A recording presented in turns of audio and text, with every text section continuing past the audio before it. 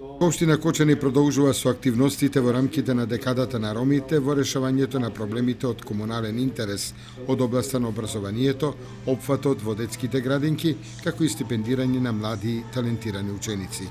Се грижиме за најмладата популација со примањето на нашите дечиња во детските градинки, со изучувањето, со одењето на редовно училиште за да го стекнат образованието, да ги стекнат животните навики и да бидат вклучени во целиот систем. Понатаму во задолжителното средно и стипендирање во високото образование.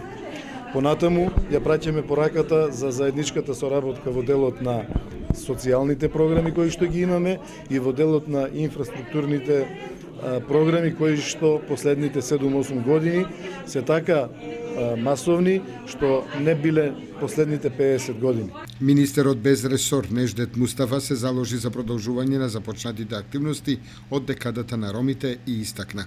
Ги повикувам сите заедно да го продолжиме патот на декадата, кој што не била као магично штапче, но се докаже дека со декадата постигнавме исклучителни добри резултати. Со огромна надеж дека декадата од следните години ќе носи и поголем буџет и ќе направиме многу посилни крупни чекори во решавањето на нивните деценински проблеми.